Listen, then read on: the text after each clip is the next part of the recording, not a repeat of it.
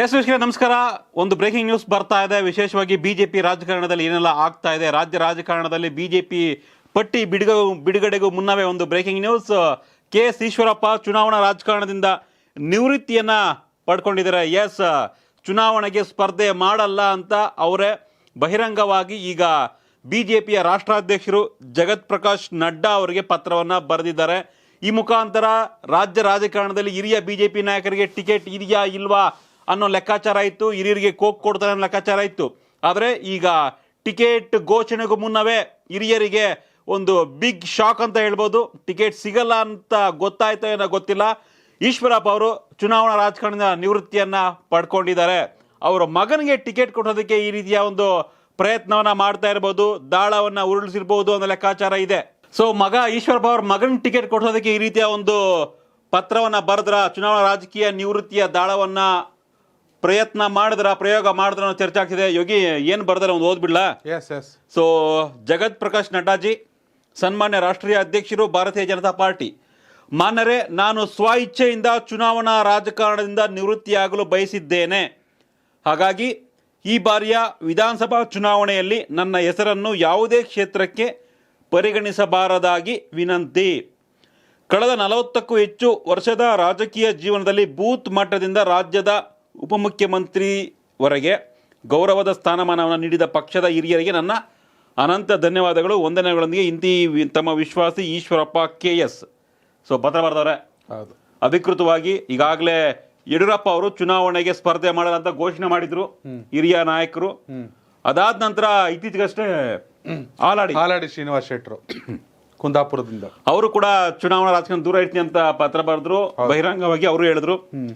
S A Ravindranath ಕೂಡ ಚುನಾವಣೆಗೆ ಸ್ಪರ್ಧೆ ಮಾಡಲ್ಲ ಅಂತ ಹೇಳಿದ್ದಾರೆ. ದಕ್ಷಿಣದ ದಾವಣಗೆರೆಯ ಶಾಸಕರು SS ಮಲ್ಲಿಕಾರ್ಜುನ್ ವಿರುದ್ಧ ಸ್ಪರ್ಧೆ ಮಾಡ್ತಿದ್ರು, ಅವರು ಸ್ಪರ್ಧೆ ಮಾಡಲ್ಲ ಅಂತ ಹೇಳಿದ್ದಾರೆ. ಈಗ KS ಈಶ್ವರಪ್ಪ. ಸೊ ಕೆಲವರು ಚರ್ಚೆ ಮಾಡ್ತಿದ್ದಾರೆ, ಒಂದ್ ರೀತಿ ಟ್ರೋಲ್ ಆಗ್ಲೇ ಶುರು ಆಗ್ತಾ ಇದೆ. ಸೂಸೈಡಾ ಇಲ್ಲ ಮರ್ಡ್ರಾ ಅಂತ. ಸೊ ಒಂದ್ ರೀತಿಯಲ್ಲಿ ಇದು ಹಿಟ್ ವಿಕೆಟ್. ಯಾಕೆಂದ್ರೆ ಈಶ್ವರಪ್ಪ ಅವರಿಗೆ ಟಿಕೆಟ್ ಸಿಗೋದು ಅನುಮಾನ.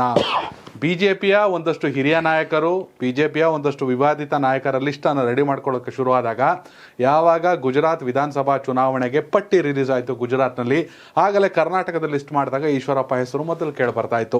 ಯಾಕೆಂದ್ರೆ ಗುತ್ತಿಗೆದಾರ ಸಂತೋಷ್ ಆತ್ಮಹತ್ಯೆ ಪ್ರಕರಣದಿಂದಾಗಿ ಸಚಿವ ಸ್ಥಾನವನ್ನು ಕಳ್ಕೊಂಡಿದ್ರು. ಹೌದಪ್ಪ, ಈಗ ಅವೆಲ್ಲ ರೀಸನ್ ಆಗ್ತಾ ಇದೆ ಖಂಡಿತವಾಗ್ಲು. ದೆಹಲಿಯಲ್ಲಿ ನಡೀತದೆ ಸತತವಾಗಿ 3 ದಿನಗಳಿಂದ ಸಭೆ ಟಿಕೆಟ್ ವಿಚಾರದಲ್ಲಿ.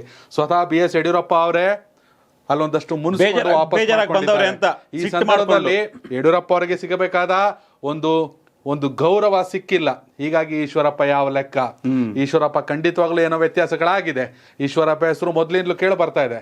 ಹೀಗಾಗಿ ಯಾರೋ ನನಗೆ ಟಿಕೆಟ್ ಇಲ್ಲ ಅನ್ನೋದಕ್ಕಿಂತ ಮೊದಲು ನಾನೇ ಹಿಂದೆ ಸರಿತೀನಿ. ಈಶ್ವರಪ್ಪಗೆ ಈಗ 75 ವರ್ಷ ವಯಸ್ಸಲ್ವಾ? 74-75 ಅಂತಿದ್ದಾರೆ. ಹೌದು. ಸೊ 75 ಆದ್ಮೇಲೆ ಟಿಕೆಟ್ ಕೊಡೋಣ ಒಂದು ರೂಲ್ಸ್. ಹೌದು. ಜೊತೆಗೆ 2022 ಏಪ್ರಿಲ್ 14-15 ಈ ಟೈಮ್ ಅಲ್ಲಿ ಅವರು ರಾಜೀನಾಮೆಯನ್ನ ಕೊಟ್ರು. ಹೌದು. ಸಚಿವ ಸ್ಥಾನಕ್ಕೆ.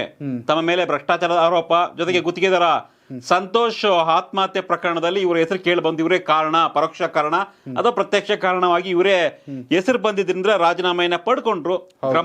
ಗ್ರಾಮ ರೂರಲ್ ಡೆವಲಪ್ಮೆಂಟ್ ಮಿನಿಸ್ಟರ್ ಆಗಿದ್ರು. ಅದಕ್ಕೆ ಸಚಿವ ಸ್ಥಾನಕ್ಕೆ ರಾಜೀನಾಮೆ ಕೊಟ್ರು. ಅಲ್ಲಿಂದಲೂ ಕೂಡ ಇವ್ರ ಮೇಲೆ ಒಂದು ರೀತಿ ತುಗುಗತಿ ಇತ್ತು. ಶಾಸಕ ಸ್ಥಾನ ಕೂಡ ಕಳೆದುಕೊಳ್ತಾರೇನೋ ಅಂತ. ಜೊತೆಗೆ ಮುಂದಿನ ಚುನಾವಣೆಗೆ ಸ್ಪರ್ಧೆ ಅವನಿಗೆ ಟಿಕೆಟ್ ಕೊಡಲ್ಲ ಅನ್ನೋ ಒಂದು ಲೆಕ್ಕಾಚಾರ ಚರ್ಚೆ ನಡೀತಾನೆ ಇತ್ತು. ಗುಜರಾತ್ ಮಾಡೆಲ್ ಅನ್ನ ಮಾಡ್ತಾರೆ, ಹೀಗಾಗಿ ಟಿಕೆಟ್ ಕೊಡಲ್ಲ ಅಂತ. ಹಾಗೆ ನೋಡಿದ್ರೆ ಎಲ್ಲಾ ರೀತಿಯ ರಾಜ್ಯ ಬಿಜೆಪಿಯಲ್ಲಿ ಇವರು ತಲೆಮಾರದಿಂದ ಕಟ್ಟಿದವರು, ನೋ ಡೌಟ್ ಬಿಜೆಪಿಯನ್ನ ತಲೆಮಾರದಿಂದ ಕಟ್ಟಿದವರು ಯಡಿಯೂರಪ್ಪ ಜೊತೆ ಅನ್ನೋದ್ರಲ್ಲಿ ಯಾವುದೇ ರೀತಿಯ ಡೌಟ್ ಇಲ್ಲ. ಅದಕ್ಕೆ ತಕ್ಕಂತಹ DCM ಸ್ಥಾನದವರೆಗೆ ಇವರು ಅಧಿಕಾರವನ್ನ ಪಡ್ಕೊಂಡಿದ್ದಾರೆ. ಪಕ್ಷದ ರಾಜ್ಯಾಧ್ಯಕ್ಷ ಸ್ಥಾನದಿಂದ ಹಿಡಿದು ಸಚಿವ ಸ್ಥಾನದಿಂದ ಹಿಡಿದು DCM ಸ್ಥಾನವನ್ನು ಕೂಡ ಈಶ್ವರಪ್ಪ ಅವರಿಗೆ ಸಿಕ್ಕಿದೆ. ಸೊ ಈಗ ವಿದಾಯದ ಟೈಮು. ಎಸ್, ಏನಂದ್ರೆ ಈಶ್ವರಪ್ಪ ಚುನಾವಣೆಗೆ ನಿಲ್ಲಲ್ಲ, ಹಿಂದೆ ಸರಿದಿದ್ದಾರೆ. ಇದೀಗ ಸುದ್ದಿ. ಓಕೆ, ಇದನ್ನ ಹೊರತಾಗಿ ವಾಟ್ ನೆಕ್ಸ್ಟ್?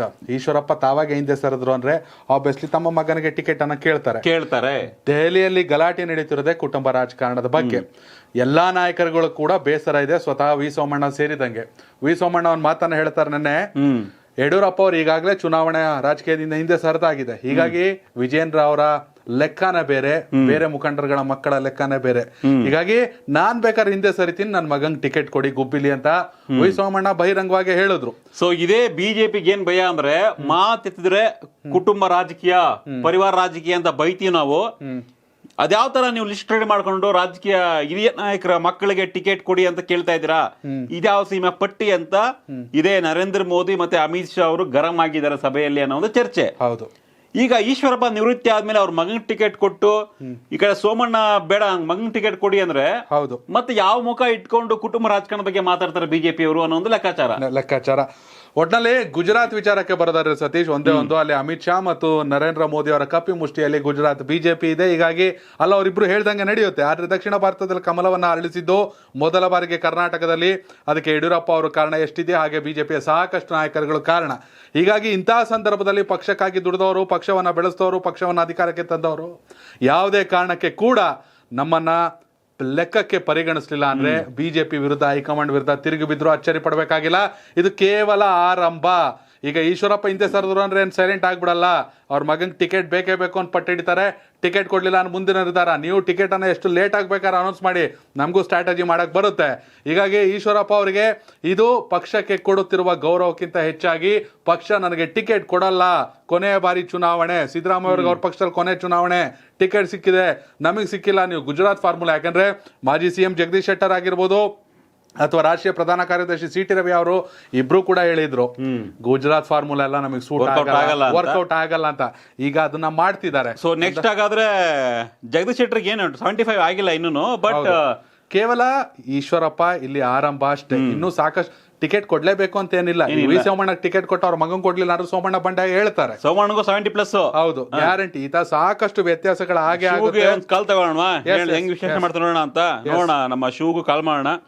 ಸೊ ಏನು ವಿಶ್ಲೇಷಣೆ ಮಾಡ್ತಾರೆ ಇದ್ರ ಬಗ್ಗೆ, ಯಾವ ತರ ರಾಜ್ಯ ಬಿಜೆಪಿಗೆ ಏನ್ ಹೇಳ್ತಾರೆ, ಯಾವ ತರ ನಡೀತಾ ಇದೆ ಲೆಕ್ಕಾಚಾರಗಳು, ಈಶ್ವರಪ್ಪ ಅವರ ಒಂದು ರಾಜಕೀಯ ನಿವೃತ್ತಿ, ಇದ್ರ ಬಗ್ಗೆ ಎಲ್ಲ ಮತ್ತಷ್ಟು ಮಾತನಾಡೋಣ. ಇವರು ಇಷ್ಟೇ ಅಲ್ಲ, ಇನ್ನ ಗೋವಿಂದ್ ಕಾರಜೋಳ ಆಗಿರ್ಬೋದು ಅಥವಾ MTB ನಾಗರಾಜ್ ಆಗಿರ್ಬೋದು, ಅವರುಗಳು ಕೂಡ ತಮ್ಮ ಪುತ್ರರಿಗೆ ಟಿಕೆಟ್ ನೀಡುವಂತ. ಹಲೋ ಶಿವು, ಲೈನ್ ಇದ್ರಲ್ಲ, ಮಾತಾಡೋದಲ್ಲ ಈಗ? ಖಂಡಿತ ಮಾತಾಡೋದು. ಎಸ್, ಈಗ ಈಶ್ವರಪ್ಪ ರಾಜಕೀಯ ನಿವೃತ್ತಿಯನ್ನ ಘೋಷಣೆ ಮಾಡಿದ್ದಾರೆ. ಈಗ ಚರ್ಚೆ ಆಗ್ತಾ ಇದೆ, ಇದು ಸೂಸೈಡಾ ಮರ್ಡರ್ ಅಂತ.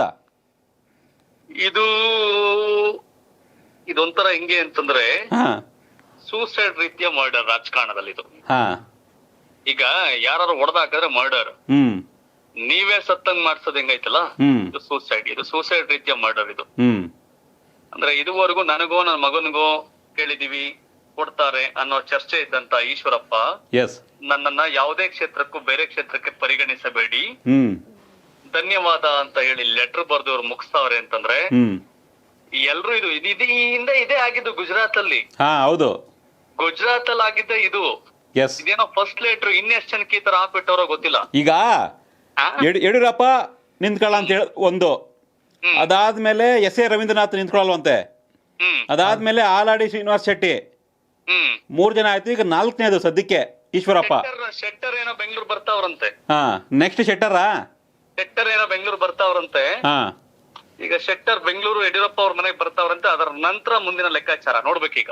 ಓಕೆ, ಏನ್ ಹೇಳ್ಬೋದು ಈಗ ಪಟ್ಟಿ ವಿಚಾರವಾಗಿ ಬಿಜೆಪಿಯಲ್ಲಿ? ಬಿಜೆಪಿ ಪಟ್ಟಿ ಅಂದ್ರೆ ಇವರೆಲ್ಲ ಏನ್ ಮಾಡ್ರು, ಇವರೆಲ್ಲರೂ ಪ್ಲಾನ್ ಮಾಡ್ಕೊಂಡು ಹೋದ್ರು. ಸ್ಟೇಟ್ ಇಂದ 3 ಹೆಸರು ಹಾಕೊಂಡು ಅವ್ರಿಗೆ ಯಾರ್ಯಾರು ಬೇಕು, ಯಾವ್ಯಾವ ಕ್ಷೇತ್ರ ಬೇಕು ಹಾಕೊಂಡು ಹೋದ್ರು ಕುತ್ಕೊಂಡ್ರಲ್ಲಿ ನೋಡಿ ಅಂತ. ಆಗ ಅಲ್ಲಿ ಒಂದ್ ಚರ್ಚೆ ಆಯ್ತಂತೆ. ಏನ್ ಚರ್ಚೆ ಅಂತಂದ್ರೆ, ಓಕೆ ನಮ್ಮ ಎದುರಾಳಿ ಯಾರು ಅಂದ್ರೆ ಕಾಂಗ್ರೆಸ್ ಅಧ್ಯಕ್ಷ ಯಾರು, KPCC ಅಧ್ಯಕ್ಷ DK ಶಿವಕುಮಾರ್, ಅವ್ರ ಅಗೇನೆಸ್ಟ್ ಕ್ಯಾಂಡಿಡೇಟ್ ಯಾರು ಅಂತ ಯಾರ ಹತ್ರ ಉತ್ತರ ಇಲ್ಲ. ಸಿದ್ದರಾಮಯ್ಯ, ಓಕೆ ಸಿದ್ದರಾಮಯ್ಯ ಅಗೇನೆಸ್ಟ್ ಯಾರು, ಇವ್ರ ಹತ್ರ ಉತ್ತರ ಇಲ್ಲ. ನೀವು ಎದುರಾಳಿಯ ಸೇನಾಧಿಪತಿಗಳಿಗೆ ಅವ್ರನ್ನ ಸೋಲ್ಸೋರೆ ಯಾರು ಇಲ್ಲ, ನೀವು ಪಟ್ಟಿ ಇಟ್ಕೊಂಡು ಏನ್ ಮಾಡ್ತಿದ್ದೀರಾ ಅಂತ ಅಲ್ಲೇ ರಿಜೆಕ್ಟ್. ಫಸ್ಟ್ ಅಲ್ಲೇ ಕರೆಕ್ಟ್ ಆಗಿ ಹೇಳಿದಾರೆ. ಹಾಗಾದ್ರೆ ಫಸ್ಟ್ ಬ್ಲಾಸ್ಟ್. ನೀವು ಚುನಾವಣೆ ಮಾಡ್ತೀರಿ against BJP versus Congress. Okay, Kumaraswamy ವಿರುದ್ಧ CP ಯೋಗೇಶ್ವರ್ ಪ್ರಬಲ ಅಭ್ಯರ್ಥಿ, ಓಕೆ ನೋ ಡೌಟ್. ಆದ್ರೆ ಕಾಂಗ್ರೆಸ್ ದಂಡನಾಯಕ DK ಶಿವಕುಮಾರ್ ವಿರುದ್ಧ ಕ್ಯಾಂಡಿಡೇಟ್ ಯಾರು? ಹೌದು, ಸಿದ್ದರಾಮಯ್ಯ ವಿರುದ್ಧ ಕ್ಯಾಂಡಿಡೇಟ್ ಯಾರು? ಈ ಪ್ರಶ್ನೆಗಳು ಎದುರಾದಾಗ ಯಾರ ಹತ್ರ ಉತ್ತರ ಇರ್ಲಿಲ್ಲ. ಹಾಗಾಗಿ ಇಷ್ಟೆಲ್ಲ ಘಟಾನುಘಟಿ ನಾಯಕರಿದಿರಲ್ಲ, ಈಶ್ವರಪ್ಪ ಹೋಗಿ ನೀವು ಈ ತರ, ಅದಕ್ಕೆ ಇವ್ರು ಹೇಳ್ತಿರೋದು ನನ್ನ ಬೇರೆ ಕ್ಷೇತ್ರಕ್ಕೂ ಪರಿಗಣಿಸಬೇಡಿ. ಅಂದ್ರೆ ಶಿವಮೊಗ್ಗ ಬಿಟ್ಟು ಬೇರೆ ಕಡೆ ನಿಂತ್ಕೊಳ್ಳಿ ಅಂತ ಹೇಳಿದಾರೆ, ಅದಕ್ಕೆ ಬೇಡ ಅಂತಿದಾರಾ? ಈಗೇನು ಅಂತಂದ್ರೆ ಈಗ ಕನಕಪುರಕ್ಕೆ ಆರ್ ಅಶೋಕ್ ಹೆಸರು ಕೂಡ ಚಾಲ್ತಿಗೆ ಬಂದಿದೆ. ಹೌದು, ಕನಕಪುರಕ್ಕೆ ಆರ್ ಅಶೋಕ್ ಹೆಸರು ಚಾಲ್ತಿಗೆ ಬಂದಿದೆ. ಇವೆಲ್ಲವೂ ಕೂಡ ಇದೆ. ಹೋದ್ರೆ ಅಲ್ಲಿಗೆ ಹೋಗಿ ಅಲ್ವಾ? ಹೌದು, ಹೋದ್ರೆ ಹೋಗಿ, ಇಲ್ಲ ರಿಟೈರ್ಡ್ ಆಗಿ. ಸೋಮಣ್ಣ ಕೇಳ್ತಾ ಇದ್ರು ವರುಣಾಗ್ ಹೋಗ್ತೀರಾ ಅಂತ. ಸೋಮಣ್ಣ ಮತ್ತೆ ಹೇಳಿದ್ರು ಇವತ್ತು ಯಾವ್ದೇ ಕಾರಣಕ್ಕೂ ನಾನು ವರುಣಾಗ್ ಹೋಗಲ್ಲ ಅಂತ. ಈಗ ಏನಾಗ್ತದೆ, ಇಲ್ಲೂ ಅದೇ ಆಗ್ತಿರೋದು. ಹೋದ್ರೆ ಹೋಗಿ, ಇಲ್ಲ ಅಂತ ತಗೊಳ್ಳಿ ರಿಟೈರ್ಮೆಂಟ್ ಅಂತ. ಆಯ್ತು, ಈಗ ಈಶ್ವರಪ್ಪನ್ ಕೊಡಲ್ಲ ಅನ್ಕೊಳ್ಳಿ. ಬಿಜೆಪಿ ಅವರು ಟಿಕೆಟ್ ಯಾಕೆ ಲೇಟ್ ಅಂದ್ರೆ ಲೇಟ್ ಆದ್ರೂ ಲೇಟೆಸ್ಟ್ ಆಗಿ ಬರಂಗವ್ರೆ. ಬಹುತೇಕ ಹಿರಿಯರು ನಾವು ನಮ್ದೇ ಅಂತ ಮೆರೆದವರ ರಾಜಕೀಯ ಅಂತ್ಯ ಆಗೋ ಕ್ಷಣ ಯಾಕೋ ಹತ್ರ ಬರ್ತಾ ಇದೆ. ಅಲ್ಲ ಶಿವು, ಈಗ ಏನ್ ಗೊತ್ತಾ, ಈಗ ಓಕೆ ಇವ್ರಿಗೆಲ್ಲ 70+, 75+ ಎಲ್ಲ ಆಯ್ತು. ಈಗೆಲ್ಲ ಮಕ್ಕಳಿಗೆ ಟಿಕೆಟ್ ಕೇಳ್ತಾವ್ರಂತೆ. ಎಲ್ಲ ಕೇಳ್ತಾ ಇದ್ರು. ಈಗ ಕೊಡಬಹುದು, ಕೊಡದೇನೆ ಇರಬಹುದು. ಇದೇನಾಗುತ್ತೆ, ಕಾರ್ಯಕರ್ತರಿಗೆ ಚೈತನ್ಯ ತುಂಬಂಗೆ ಇದು. ಈ ಬೆಳವಣಿಗೆ ಇದೆಯಲ್ಲ, ಇಡೀ ಕರ್ನಾಟಕದ ಆ ಪಕ್ಷದ ಕಾರ್ಯಕರ್ತರಿಗೆ, ನ್ಯೂಟ್ರಲ್ ವೋಟರ್ಸ್ಗೆ ಚೈತನ್ಯ ತುಂಬಂಗೆ. ಇಲ್ಲ ಪಕ್ಷ ಒಳ್ಳೆ ನಿರ್ಧಾರ ತಗತ್ತಪ್ಪ, ಇವರಲ್ಲಿ ಪಾಳೆಗಾರಿಕೆ ಇಲ್ಲ, ಮತ್ತೊಬ್ಬ ಯಾರಿಗೂ ಅವಕಾಶ ಆಗತ್ತೆ ಅನ್ನೋ ತರ ಆಯ್ತು. ಸೊ ಹೀಗಾಗಿ ಈ ಬೆಳವಣಿಗೆ ಇದೆಯಲ್ಲ, ಇದು ಬಿಜೆಪಿಗೆ ಪೂರಕವೂ ಹೌದು, ಒಂದಷ್ಟು ಕ್ಷೇತ್ರದಲ್ಲಿ ಮಾರಕವೂ ಹೌದು. ಯಾಕೆ ಅವ್ರೇನ್ ದೊಡ್ಡ ಮಟ್ಟದ ಇನ್ಫ್ಲೂಯೆನ್ಸ್ ಇರಲ್ಲ. ಆದ್ರೆ ವಿಜಯೇಂದ್ರಗೆ ಏನಾದ್ರೂ ಶಿಕಾರಿಪುರ ಟಿಕೆಟ್ ಮಿಸ್ ಆದ್ರೆ ದೊಡ್ಡ ಮಟ್ಟಿಗೆ ಎಫೆಕ್ಟ್ ಆಗುತ್ತೆ, ಅದು ಗೊತ್ತಿರ್ಲಿ. ಅಲ್ಲ, ಈಗ ಓಕೆ ವಿಜಯೇಂದ್ರಗೆ ಟಿಕೆಟ್ ಕೊಡ್ತಾರೆ, ಅವಾಗ ಲಿಂಗಾಯತ ನಾಯಕರಿಗೆ ಮಣೆ ಹಾಕಿದ್ರು ಬಿಜೆಪಿ ಅವರು. ನಾವು ಹಿಂದುಳಿದವರು, ನಮ್ ಮಗನ್ ಟಿಕೆಟ್ ಕೊಟ್ಟಿಲ್ಲ, ನಮಗೂ ಟಿಕೆಟ್ ಕೊಟ್ಟಿಲ್ಲ ಅಂತ ರೆಬಲ್ ಆದ್ರೆ. ಈಗ ಈಶ್ವರಪ್ಪ ರೆಬೆಲ್ ಆದ್ರೆ ಅದರಿಂದ 4 ಆಣಿ ಲಾಸ್ ಇಲ್ಲ ಬಿಜೆಪಿಗೆ. ಅರ್ಥ ಆಯ್ತಾ? ಈಶ್ವರಪ್ಪ ರೆಬೆಲ್ ಆದ್ರೆ 4 ಆಣಿ ಲಾಸ್ ಇಲ್ಲ. ಆದ್ರೆ ಸೋಮಣ್ಣ ರೆಬೆಲ್ ಆದ್ರೆ ಲಾಸ್ ಇದೆ. ಸೋಮಣ್ಣ ರೆಬೆಲ್ ಆದ್ರೆ ಲಾಸ್ ಇದೆ.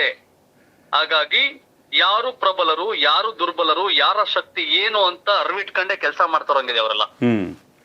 ಹಾಗಾಗಿ ಸೋಮಣ್ಣನ ತುಮಕೂರ್ಗೆ ಹೋಗಿ ಮೀಟಿಂಗ್ ಮಾಡಿದ್ರೆ ಗೊತ್ತಲ್ಲ, ಗುಬ್ಬಿಗೆ ಐ ಥಿಂಕ್ ಸೋಮಣ್ಣ ಮಗನ್ ಟಿಕೆಟ್ ಕೊಡ್ಬೋದೇನೋ. ಈಗ ಮತ್ತೆ ಚಾಮರಾಜನಗರಕ್ಕೆ ಹೋಗಿದ್ದಾರೆ ಇವತ್ತು. ಹಾಗಾಗಿ ಏನ್ ಬೇಕಾದ್ರೂ ಆಗ್ಬಹುದು ಇಲ್ಲಿ. ಇದೊಂಥರ ಟ್ವಿಸ್ಟ್ ಮೇಲ್ ಟ್ವಿಸ್ಟ್ ಆಗ್ತಾ ಇದೆ. ನಾನು ನಿಮ್ಗೆ ಮತ್ತಷ್ಟು ಅಪ್ಡೇಟ್ಸ್ ತಗೊಂಡು ಮತ್ತೆ ನಿಮ್ ಜೊತೆ ಜಾಯ್ನ್ ಮತ್ತೆ ಚೆನ್ನಾಗಿ ಅಂತ. Thank you. ಎಸ್, ನೋಡೋಣ, ಇದನ್ನು ಆರಂಭ ಅನ್ನೋ ಲೆಕ್ಕಾಚಾರ ಈಗಾಗಲೇ ಶುರುವಾಗಿದೆ. ಗುಜರಾತಲ್ಲಿ ಹಿಂಗೆ ಆಗಿತ್ತು. ಅಲ್ಲಿ ಸಚಿವರು ಒಂದು 6 ಜನ 7 ಜನಕ್ಕೆ ಅವರು ಸೇಮ್ ಇದೇ ಲೆಟರ್ ಬರೆದ್ರು, ನಮ್ಮನ್ನ ಯಾವ್ದು ಕಾನ್ಸ್ಟಿಟ್ಯೂನ್ಸಿಗೆ ಪರಿಗಣಿಸಬೇಡಿ, ನಾವು ನಿವೃತ್ತಿ ಪಡ್ಕೊಳ್ತೀವಿ ಅಂತ. 38 ಜನಕ್ಕೆ ಮಿಸ್ ಮಾಡಿತ್ತು. ಹೌದು, ಗುಜರಾತ್ ನಲ್ಲಿ ಮಿನಿಸ್ಟರ್ಗಳು ಸೇರಿ ಎಲ್ಲ ಸೇರಿ. ಸೊ 38 ಮಿಸ್ ಆಗಿತ್ತು. ಕರ್ನಾಟಕದಲ್ಲಿ ಚರ್ಚೆ ಆಗ್ತಿದೆ, ಒಂದು 20 ಜನಕ್ಕೆ ಮಿಸ್ ಆಗ್ತಾರೆ ಅಂತ. ಜಾಸ್ತಿನೂ ಆಗ್ಬೋದೇನೋ ಈಗ ಬೆಳವಣಿಗೆ ನೋಡ್ತಾ ಇದ್ರೆ. ಎಸ್ ವೀಕ್ಷಕರೇ, ಒಟ್ಟಿನಲ್ಲಿ 150 ಮಿಷನ್ ಟಾರ್ಗೆಟ್ 150 ಸ್ಥಾನಗಳನ್ನ ಗೆಲ್ತೀವಿ ಅಂತ ಚುನಾವಣೆಗೆ ಧುಮುಕ್ತಿರುವ ಬಿಜೆಪಿಗೆ ಪಕ್ಷದ ಅಭ್ಯರ್ಥಿಗಳ ಆಯ್ಕೆಯ ಆರಂಭದಲ್ಲೇ ಹಿನ್ನಡೆಯ ಮುನ್ಸೂಚನೆ ಕೂಡ ಸಿಕ್ಕಿದೆ ಈಶ್ವರಪ್ಪ ನಡೆಯೊಂದಿಗೆ. ಕೇವಲ ಈಶ್ವರಪ್ಪ ಅಷ್ಟೇ ಅಲ್ಲ, ಇನ್ನು ಬಂಡಾಯದ ಬೇಗುದಿ. ಟಿಕೆಟ್ ಅನೌನ್ಸ್ ಆದ ಮೇಲೆ ಬಿಜೆಪಿ ತನ್ನ ಕೆಡ್ಡದಲ್ಲಿ ತಾನೇ ಬಿದ್ದರೂ ಅಚ್ಚರಿಯನ್ನ ಪಡಬೇಕಾಗಿಲ್ಲ. ಯಾಕಂದ್ರೆ ಎಲ್ಲಾ ಸಮಸ್ಯೆಗಳನ್ನ ಬಗೆಹರಿಸೋಕೆ ಇಲ್ಲಿ ಮೋದಿಯೂ ಇಲ್ಲ, ಇದು ಗುಜರಾತ್ ಅಲ್ಲ, ಇಲ್ಲಿ ಅಮಿತ್ ಶಾ ಅಲ್ಲ, ಯಡಿಯೂರಪ್ಪನೇ ರೊಚ್ಚಿಗೆದ ಮೇಲೆ ಯಾರೇನ್ ಮಾಡಕ್ಕೆ ಸಾಧ್ಯ? ಇಂಥ ಒಂದು ಪರಿಸ್ಥಿತಿ ನಿರ್ಮಾಣ ಆಗಬಹುದು. ಹೀಗಾಗಿ ಮತ್ತಷ್ಟು ಗರಿಗೆದರದ ಚಟುವಟಿಕೆಗಳು ಬಿಜೆಪಿಯಲ್ಲಿ ನಿರೀಕ್ಷಿಸಬೇಕಾಗುತ್ತೆ. ಮತ್ತಷ್ಟು ಅಪ್ಡೇಟ್ಗಳನ್ನ ನಾವು ನಿಮಗೆ ಕೊಡ್ತಾ ಇರ್ತೀವಿ.